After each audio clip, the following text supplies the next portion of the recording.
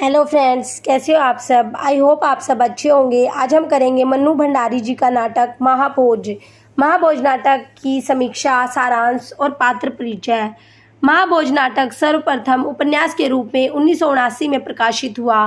फिर इसे नाटक के रूप में 1983 में प्रकाशित किया गया। हिंदी साहित्य जगत में पहले अपने आप में सबसे अलग कृति है जिसे उपन्यास और नाटक दोनों विधाओं में प्रकाशित किया गया। महाभोज नाटक का कथानक 1977 में घटित बिहार के पटना जिले का बेलछी नरसंहार है। उपन्यास की दृष्टि से महाभोज न चरित्र प्रधान उपन्यास है, न समस्या प्रधान। महाभोज आज के राजनीतिक माहौल को उजागर करने वाला स्थिति प्रधान उपन्यास है। आज राजनीति को स्वप्नों, आदर्शों और मूल्यों वाला व्यक्ति नहीं चलाता, बल्कि राजनीति खुद अपने चरित्र गढ़ती चलती है। ऐसे चरित्र जो अपने भीतरी निर्णय, विवेक या साहस से नहीं चलते, वरन स्थितियों के दबाव से बनते बिगड़ते हैं। उनका महत्व इसमें निर्जीव मोहरों से अधिक नहीं।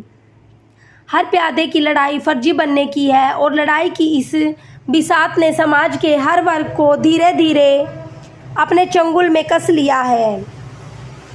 आज़ादी के बाद के कानून, न्याय व्यवस्था का पतन, सत्तारूढ़ व्यक्तियों के द्वारा आपराधिक गतिविधियों में संलिप्तता और व्यक्ति विशेष के साथ अमानवीय व्यवहार का दृश्य परिलक्षित होता है।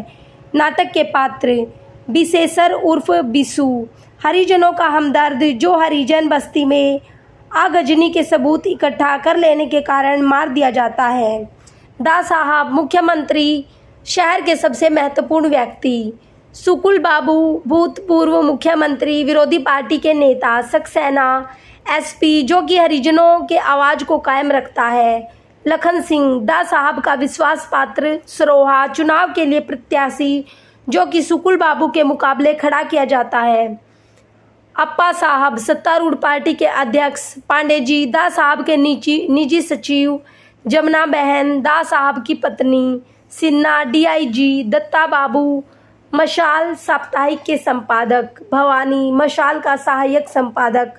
Narottam, press reporter. Mahesh, research scholar एवं सूत्रधार। रत्ती, दा साहब का PA. Mohan Singh, police constable. Hira, Bissu का बाप। बिंदा, बिस्सू का अभिन्न मित्र। रुकमा, बिंदा की पत्नी। जोरावर, सरोहा का जमींदार नुमा नवधनाढ्य किसान। काशी, सुकुल बाबू का विश्वसनीय कार्यकर्ता। थानेदार, सरोहा का थानेदार, जोरावर का चमचा। लठैत, जोरावर का आदमी। लड़की, जोरावर की लड़की। जोगेश्वर साहू, सरोहा का बनिया। महाभोज नाटक की समीक्षा। महाभोज नाटक में सरोहा गांव का जिक्र है जहां यह घटना घटित होती है, जो कि उत्तर प्रदेश के पश्चिमी भाग में स्थित है। इसमें नैतिकता, अंतर्विरोध, अंतर्द्वंद से जूझते सत्ताधारी वर्ग, विपक्ष, पत्रकार और प्रशासनिक वर्ग के अवसरवादी चरित्र पर टिप्पणी की गई है। नाटक दृश्यों में विभाजित है। दृश्य 1। प्रथम दृश्य में गांव का माहौल है जहां विशेषर की मां विशेषर की लाश के समीप रोती है। गांव में विशेषर की लाश का पुलिया पर मिलने से सनसनी का माहौल व्याप्त है। पुलिस खानापूर्ति करती है, हालांकि आए दिन की तुलना में थोड़ी मुस्तैदी दिखती है। गांव में सबको यह यकीन था कि आगजनी वाली घटना के कारण बिस्सू की हत्या हुई है। दृश्य 2। शहर का माहौल जिसमें मशाल साप्ताहिक का कार्यालय। नरोत्तम गांव से सीधे रिपोर्ट लेकर भवानी को सब हाल सुनाता है। विशेषर एक हरिजनों का नेता था। गांव में चुनावी सरगर्मी में ऐसा होना कोई आम बात नहीं है। आगजनी वाली घटना में किसी के कानों पर जू तक नहीं रेंगी थी, किंतु इस घटना में सब कुछ मुस्तैदी से हो रहा है। पूर्व मंत्री सुकुल बाबू का चुनाव में खम ठोक कर खड़ा होना, दोनों के बीच समसामयिक परिस्थितियों के बारे में बात होती है कि आज भी हरिजनों की जिंदगी बदतर ही है। आगजनी की घटना में 9 लोगों के जल कर मर जाने के बाद भी मामला ठंडा पड़ गया था, जबकि विधानसभा तक बात उठी थी। यहाँ पत्रकारिता का 2 चेहरा दिखाई देता है, जहाँ एक तो नरोत्तम है जो सही मायनों में पत्रकारिता करने की कोशिश कर रहा है, वहीं भवानी है जो सेल किस माध्यम से हो वैसी पत्रकारिता करना चाहता है। नाटक में समसामयिक परिस्थितियों का यथावत जिक्र है जो कि आज के परिप्रेक्ष्य में भी प्रासंगिक है। दृश्य 3। दा साहब का घर और घरेलू दफ्तर का दृश्य है जहां लखन अखबार में छिपी बिस्सू की हत्या के बाद से हैरान है। हरिजनों के सारे वोट विपक्षी पार्टी सुकुल बाबू को जाएगी, इस बात से आतंकित है। चुनावी दांव-पेच और वोट कैसे लालच देकर लिया जाए, इसकी योजना बनाई जाती है। हालिया चुनावी माहौल के मद्देनजर जिसे महाभोज नाटक में दिखाया गया है। दृश्य 4। विशेषर की मौत से आक्रोशित बिंदा उसके मौत का बदला लेने को तैयार रहता है। महेश और रुकमा उसे इस पचड़े में न पड़ने की सलाह देते हैं। विशेषर की मौत के कारण गांव में सभी ग्रामीण नारे और जुलूस निकालकर आक्रोश दर्शाते हैं। वहीं सुकुल बाबू गांव में आगामी चुनाव के मद्देनजर जनसभा करते हैं। जनसभा का अंत सुकुल बाबू और दा साहब के लोगों के बीच मारपीट में समाप्त होता है। दृश्य 5। राजनीति में किस प्रकार प्रलोभन देकर रैलियों में भीड़ इकट्ठी की जाती है, इसमें यह तरकीब सुकुल बाबू अपनाते हैं। इस रैली से दा साहब के पार्टी के लोग आगामी चुनाव के मद्देनजर थोड़े चिंतित हो जाते हैं। वैसे भी दा साहब के पार्टी लोग लखन को सुकुल बाबू के मुकाबले खड़े करने से उनसे बेहद नाराज थे। दा साहब मामले की पुनः रिपोर्ट बनाने सक्सेना को कहते हैं।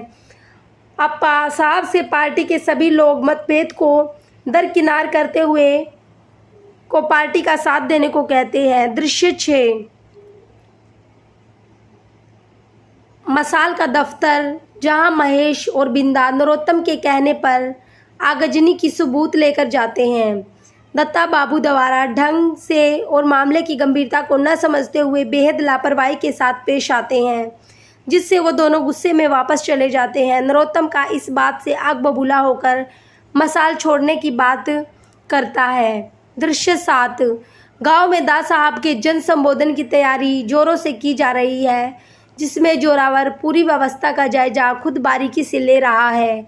लेकिन सारे किए पर दा साहब आकर पानी फेर देते हैं। वह सीधे बिस्सू के पिता से मिलने चले जाते हैं और जोरावर को पूछते तक नहीं। इस बात से जोरावर खुद को बहुत तिरस्कृत महसूस करता है। इसी बीच काशी, जो कि सुकुल बाबू विरोधी पार्टी का सदस्य है, इस मौके का फ़ायदा उठाता है और जोरावर को भड़काकर चुनाव में खड़े होने की राय देता है। दृश्य 8। एसपी सक्सेना बिस्सू की मौत की पुनः तहकीकात करने गांव आते हैं। पूरे गांव में खलबली मची हुई है। सक्सेना एक एक करके सबकी गवाही लेता है। बिंदा ने साफ साफ जोरावर का नाम बताया और आगजनी के पीछे भी उसी का हाथ होने के कारण वो बिस्सू के जान का दुश्मन था।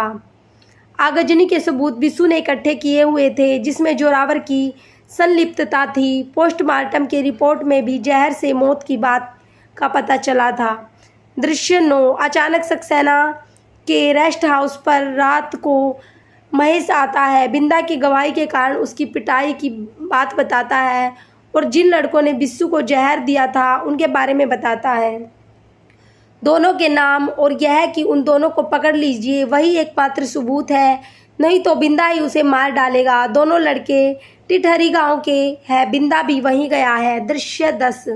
सक्सेना ने रिपोर्ट में जोरावर को साफ साफ हत्यारा घोषित किया है। जोरावर के चुनाव में खड़े होने से होने वाले नुकसान से दा साहब हैरान हो जाते हैं। जोरावर को सक्सेना की रिपोर्ट से धमकाते हैं और वह चुनाव में खड़े होने के फैसले को बदल देता है। दा साहब इस मामले में बिंदा को बिस्सू का हत्यारा बताते हैं कि रुकमा के साथ संबंध को बिंदा बर्दाश्त नहीं कर पाया। चोरी छुपे उसने यह कार्य कर दिया। दा साहब ने डीआईजी को कहा कि सक्सेना को सस्पेंड करो और बिंदा को गिरफ्तार। इस दृश्य में राजनीति में व्याप्त शक्ति का दुरुपयोग साफ साफ दिखाई देता है।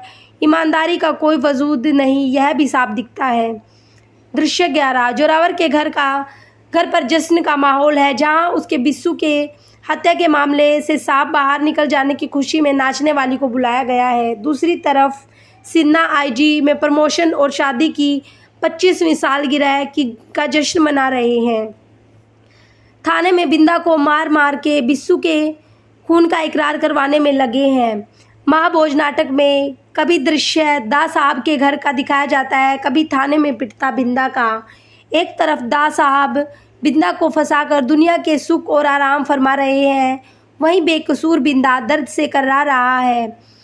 फिर पुनः जोरावर के घर का दृश्य, सिन्हा का पार्टी का दृश्य और दा साहब के खाने पीने का दृश्य आता है, ये सभी महाभोज चलते रहते हैं। फिर थाने का दृश्य आता है, बिंदा करहा रहा होता है, महेश वहाँ जाकर भी कुछ नहीं कर पाता और नाटक समाप्त हो जाता है। धन्यवाद।